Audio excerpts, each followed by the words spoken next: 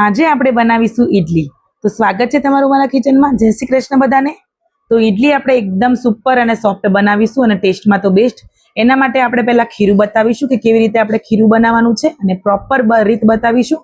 તો એકદમ સોફ્ટ અને ટેસ્ટમાં તો જોરદાર લાગશે, પ્રોપર તમને સાઉથ ઇન્ડિયન ટેસ્ટ આવશે અને ખાવામાં તો એટલી ટેસ્ટી લાગે છે ને કે આનાથી તમે ઈદડા પણ બનાવી શકો છો। તો જુઓ છે ને એકદમ સરસ મજાનું। તો ચાલો બનાવવાનું સ્ટાર્ટ કરીએ। તો અહીંયા આપણે અડદની દાળ લીધી છે।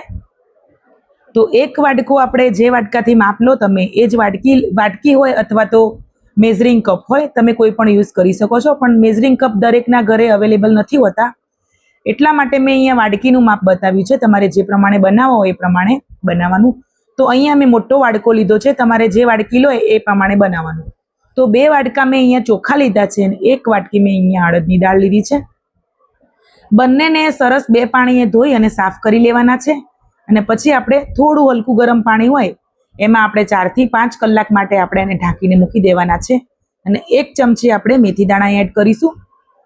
બંનેને અલગ અલગ વાસણમાં પલાળવાના છે, એક જ વાસણમાં નહીં। તો જુઓ સરસ મજાનું અહીંયા આપણે સરસ ધોઈ અને બંનેને અલગ અલગ વાસણમાં પલાળીને રેડી કરી લીધા છે। તો અહીંયા આપણે એને બંનેને ઢાંકણ ઢાંકી દઈશું અને 4 થી 5 કલાક માટે એને પલળવા દઈશું।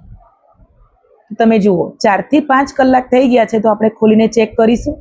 તો સરસ મજાના અહીંયા ચોખા પણ ફૂલીને રેડી થઈ ગયા છે અને સોફ્ટ થઈ ગયા છે। અહીંયા આપણી અડદની દાળ પણ ફૂલી ગઈ છે અને એકદમ પાણી એબ્ઝોર્બ કરી લીધું છે। તો બંનેને આપણે સરસ હવે મિક્સર ગ્રાઇન્ડરમાં પીસીને રેડી કરવાના છે।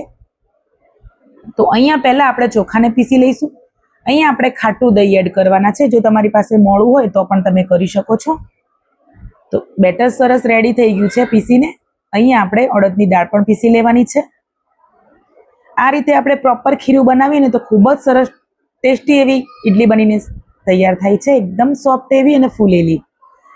તો જુઓ અડદની દાળ પણ આપણે પીસીને રેડી કરી લીધું છે। સ્ટ્રક્ચર આ ટાઈપનું હોવું જોઈએ, એકદમ દરદરું।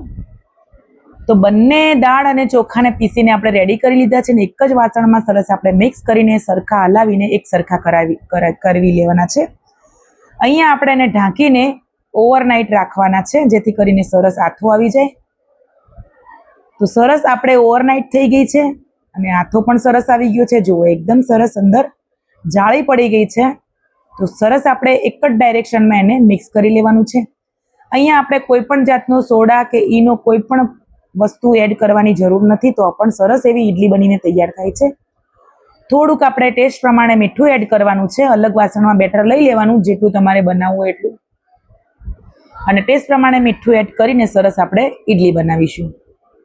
તો સાઉથ ઇન્ડિયન પ્રોપર ઈડલીમાં સોડા કે ઈનો કશું જ એડ કરવામાં નથી આવતું, ડાયરેક્ટલી આ રીતે જ એડ કરવામાં આવે છે ખીરું। તો જુઓ બંને પ્લેટ આપણે ઓઇલ ગ્રીસ કરીને રેડી કરી લીધી હતી। હવે આપણે સ્ટીમરમાં મૂકી દઈશું। હંમેશા માટે સ્ટીમરમાં પાણી ઉકળવા માંડે ત્યારે જ આપણે સ્ટીમ કરવાની, ઢોકળા હોય કે ઈડલી હોય। તો 10 થી 12 મિનિટ આપણે ચેક કરી લઈશું। જુઓ 10 થી 12 મિનિટ થઈ ગઈ છે। તો જુઓ સરસ મજાની ઈડલી અહીંયા આપણી કૂક થઈ ગઈ છે। તો આપણે નીચે ઉતારી લઈશું, ગેસની ફ્લેમને બંધ કરી દઈશું। તો જુઓ સરસ મજાની ઈડલી અહીંયા બનીને રેડી થઈ ગઈ છે। તો ગરમ છે, તો અહીંયા આપણે સર્વિંગ પ્લેટમાં પણ લઈ લીધી છે ઈડલીને। ઉપરથી થોડોક આપણે મસાલો એડ કરી દઈશું, તમે કોઈ પણ મસાલો એડ કરી શકો છો, કાળા મરીનો પાવડર અથવા તો ચાટ મસાલો। મેં અહીંયા બાળકો માટે બનાવી છે તો ચાટ મસાલો એડ કર્યો છે। તો તમે જુઓ એકદમ સ્પોન્જી છે અને ટેસ્ટમાં તો બેસ્ટ છે। અને અહીંયા મેં દાળ વગરનો સંભાર બનાવ્યો છે। તો મળીશું નેક્સ્ટ વિડીયોમાં। જય શ્રી કૃષ્ણ બધાને, બાય।